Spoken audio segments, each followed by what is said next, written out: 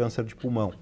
Pacientes que têm doença cardiovascular, que fazem uso de vitamina E em grande quantidade, aumenta o risco de morte cardiovascular ou de infarto, de acidente vascular encefálico. Então, tem que ser muito bem selecionado, não pode ser uma coisa assim... Acompanhamento médico seria o ideal, né? Exato, não pode ser uma coisa de colocar na água para todo mundo. Então, tem casos bem indicados onde a gente sabe que as vitaminas, a reposição de vitaminas vai colaborar para isso. O que deixa feliz, Felipe, porque eu fiz uma pós junto com o meu filho mais velho, numa área de nutriendocrinologia, que durante um tempo se malhou muito, dizer que anti-aging, tratamento anti-aging, eu digo, eu sou cirurgião plástico. Eu não conheço ninguém que tenha ido me procurar na clínica para pedir para ficar mais velho. Então eu faço anti-envelhecimento há 30 anos que eu sou formado. Ninguém chega lá e diz, eu queria umas 3 ou 4 rugas aqui. Não, é o contrário. Né? Exato. E o que deixa a gente feliz é que, assim, a gente tem visto, isso é uma coisa que a gente estudou muito, né? O uso de antioxidantes, que se fala muito em medicina, muito pouca gente sabe o que é isso. Não existe vida sem oxidação. O preço que a gente paga para liberar ATP, para liberar energia, é 2% de liberação de radical livre, que é o uso do oxigênio para liberar mais ATP. Isso vai gerar o superóxido, o peróxido de hidrogênio, o oxigênio singlet. Então, são algumas... O radical OH, hidroxila, que é um oxidante. Então, o que a gente viu foi que, e eu já tenho usado há algum tempo isso, e se pegarem os vídeos antigos, vídeos de 3 anos atrás... esses tempos eu passei um vídeo de 3 anos atrás. Vai ver a diferença que tem. Estava bem gordinho, foi engraçado de assistir. Não só no emagrecimento, numa mudança física, mas no aspecto geral. Então, é gostoso ver que as especialidades, né? Porque quando tu falava em suplementação, e quando eu fiz faculdade, isso há mais de 30 anos, quando dizia assim, vou te dar a vitamina, e eu me culpo disso também, tá? Porque o pessoal em casa falava assim, vou tomar um suplemento vitamínico, eu dizia, besteira, tu tá comendo pra quê? Entendeu? Eu tomava muito tempo atrás e tomava xingão. E eu falava isso porque eu aprendi. Da mesma forma que a gente trouxe outros colegas aqui, né? E que muita coisa que a gente aprendeu... Bom, quando eu fiz cirurgia geral, se dissesse que ia operar por vídeo, eu te chamava de maluco. Não existia vídeo, né? Então a medicina mudou. E o que deixa a gente feliz é ver que as especialidades, quem estuda e quem se aprofunda, não ficou parado no tempo.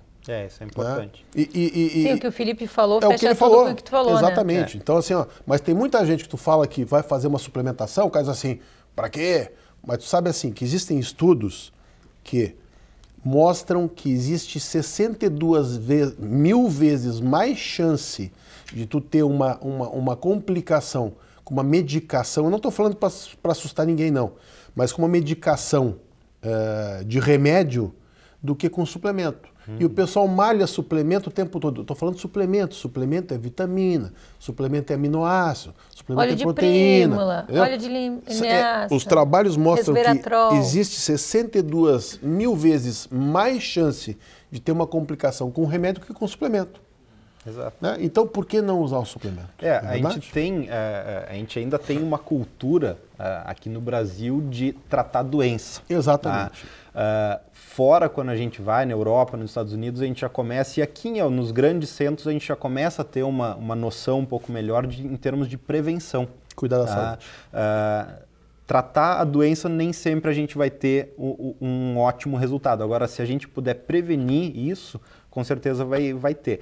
Então, nessa parte de uso de vitaminas, de reposição para quem tem um risco de desenvolver degeneração macular, tem tido um efeito muito grande. Claro, mesmo algumas vezes tomando, não quer dizer que não vai ter, mas diminui o risco e a gente tem sempre um tratamento aí complementar para conseguir resolver. Tá muito gostoso o papo, mas eu vou ter que interromper para os comerciais e a gente já volta.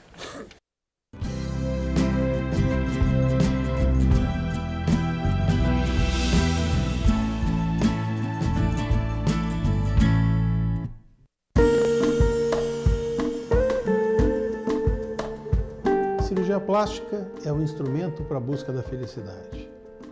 Toda vez que nós temos uma maior harmonia entre corpo e mente, nós temos uma pessoa feliz.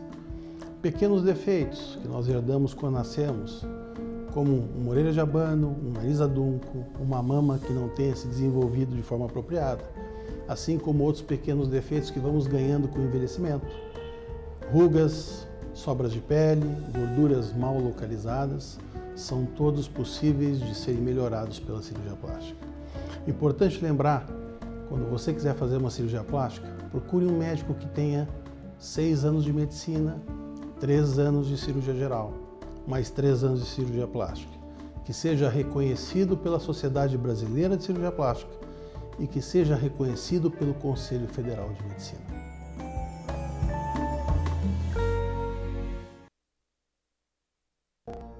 As crianças do Lar Santo Antônio dos Excepcionais possuem inúmeras necessidades especiais. Medicamentos, fisioterapia, aparelhos, exames. Mas, sem dúvida, a maior necessidade destas crianças é a solidariedade. Estenda sua mão. A esperança de dezenas de crianças está no seu gesto.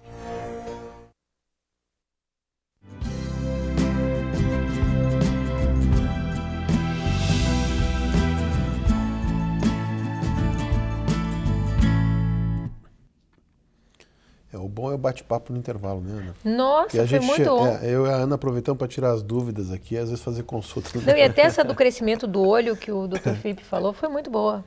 Pois é. Tu até podia repetir essa do crescimento do olho, porque essa eu acho que interessa para todo mundo, de saber como cresce, como cuidar. Por exemplo, que tem algumas coisas que tu pode diagnosticar, se está crescendo muito, então pode ser um problema. O que a gente tem, assim como todo o resto do corpo, o olho também cresce no decorrer da vida. Claro que a gente tem um crescimento muito mais rápido nos primeiros anos de vida, por isso uma atenção muito grande que a gente está tendo cada vez mais com as crianças, de diagnosticar mais cedo os problemas de visão na infância. Então, fica bom um alerta aqui também. Com que idade a criança deve procurar a primeira vez o oftalmo? Virou, acho que desde o ano passado, se não me engano, virou lei que é obrigatório em toda maternidade se fazer o teste do olhinho. Tá? O que mas é deixa eu te dizer que eu tenho uma decepção com esse teste do olhinho. E aí eu acho que fica mais um alerta. Porque assim, a minha netinha nasceu... Não foi feito com especialista, né, Ana? Não, mas o teste do olhinho quem faz é o pediatra. Pois é. Porque eu até liguei para o hospital, porque fica um alerta até para os pediatras. Porque veio na cadernetinha dela do hospital que tinha sido normal. Feito o olhinho e que o olhinho estava normal. Então fica mais difícil para o pediatra que vai acompanhar, olha ali, está normal, ele não se preocupa. Né? E, na verdade, colocaram que estava normal e ela nasceu com catarata congênita. Então, fica um alerta, que eu acho que tem que ir no oftalmo cedo, né? Com certeza. Então, o teste do olhinho, ele serve muito como uma triagem. Então, ele não vai detectar todas as alterações, mas ele pode detectar alterações graves. Uma catarata congênita deveria ser detectada, né? Depende um pouco digamos assim, da intensidade, do tamanho da catarata. Algumas vezes pode ser que fique mais difícil, mas certamente todo teste de triagem acaba, infelizmente, tendo algum tipo de falha. Mas o teste de olhinho já nos ajudou, de certa forma, a pegar mais cedo algumas doenças graves. Tá? A gente recomenda que nos primeiros 6 meses de vida se faça uma avaliação. É uma avaliação relativamente simples, o oftalmologista vai ver o fundo de olho e aí para isso vai dilatar a pupila, então já começa, já tem uma capacidade de ver várias alterações que podem estar ali. Medir o grau nessa época não tem talvez um benefício tão grande. Tá? Como que se mede o grau de uma criança? Sabe que eu tenho essa curiosidade? Tem como medir o grau de uma criança exatamente? Tem, é um pouco mais trabalhoso, mas tem, a gente faz... O início do exame de refração, do exame de óculos, é basicamente com a medida de feixe de luz que a gente faz com alguns aparelhos específicos e que isso vai nos mostrar o grau aproximado que a pessoa tem. Claro que depois a gente leva para o aparelho e refina. Na criança a gente não tem como perguntar se ela está enxergando melhor com aquela ou com a outra lente, mas a gente consegue estimar mais ou menos o grau que a criança tem e a partir daí definir se ela vai precisar de algum tipo de óculos, se não vai, se é normal, se não é. Então a gente consegue, é um exame que algumas vezes a gente precisa acabar tendo que sedar a criança, fazer com anestesia geral, mas na grande maioria das vezes a gente consegue fazer sem nenhum tipo de anestesia, distraindo a criança, com a pupila dilatada fica mais fácil. Tá? A partir do 6º mês, entre o 6º mês e o 1º ano de vida, daí eu já acho mais interessante, mais importante realmente já inclusive fazer a medida do grau. Tá? Porque a partir daí já pode começar a aparecer alguma coisa que a criança vai precisar usar. A gente tem uma preocupação muito grande de medir esse tipo de fazer esse tipo de exame na infância recente, porque o desenvolvimento da visão ele ocorre nos primeiros anos de vida, principalmente entre o primeiro e o terceiro ano.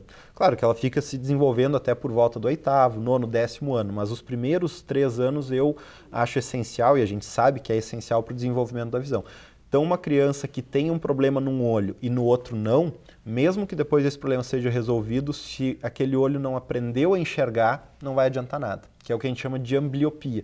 Então, digamos, uma criança tem nada de grau no olho esquerdo e tem 5 graus de hipermetropia no olho direito, esse olho nunca vai aprender a enxergar tão bem quanto o outro, a não ser que ele seja corrigido na época certa. Se a gente estimula esse olho, a criança cresce e se desenvolve normalmente. Então, cada vez mais a gente está fazendo um exame precoce nas crianças, então no primeiro ano de vida, com certeza, uma avaliação e a partir daí, uma vez por ano, uma vez a cada 2 anos, a gente consegue detectar a grande maioria das lesões e das alterações oculares. Úlcera de córnea. Sabe, deixa eu só deixar uma dica para os pais que têm criança com óculos. Como a minha netinha teve esse probleminha, nós descobrimos... A minha usa óculos também. Nossas netinhas usam óculos. Nós descobrimos que tem uma página no Facebook que é Little for Eyes, Pequenos de 4 Olhos, que tem bastante... porque mãe passando experiência para mãe, sabe? É muito legal, as pessoas compartilham a experiência, então fica a dica, né? Para quem tem criança de olho que usa óculos, eu aprendi bastante coisa, bastante dica bonitinha, até broxinho para óculos, até bobagenzinhas, até isso a gente aprende. Mas não queria interromper, mas fica uma dica. Mas é importante, né? Porque, assim, por exemplo, a netinha da Ana não foi feito diagnóstico, né? A minha netinha também. A minha filha faz medicina e tal. Eu sou médico, entre aspas, né? João Pacho disse que não é mais médico, mas tem os filhos que são médicos também. E a gente só foi fazer o diagnóstico, a gente não, foi o oftalmologista, que ela tinha hipermetropia, também usa um grau grande e tal, com 2 anos. Então, muitas vezes, assim, passa despercebido, mesmo em famílias de quem trabalha na área médica, e eu acho que é importante, né, porque... Depois da experiência que eu tive, eu acho que eu sugeriria no 2º mês ir ao oftalmo. Eu acho porque vai que erre lá no hospital. Com certeza, como eu passei pela experiência, eu já levaria no 1º e 2º mês, eu levaria ao oftalmo depois da experiência que eu tive, né? Mas a gente falamos em algumas coisas e me aparece muito paciente com... Eu tenho muitos amigos, né, não sei se é coincidência, mas com úlcera de córnea. Por que acontece a úlcera de córnea? A úlcera de córnea ela pode ter várias etiologias diferentes. A principal delas acaba sendo relacionada ao uso de lente de contato. A lente de contato, por melhor que seja a lente, ela é um corpo estranho que a gente está colocando no olho.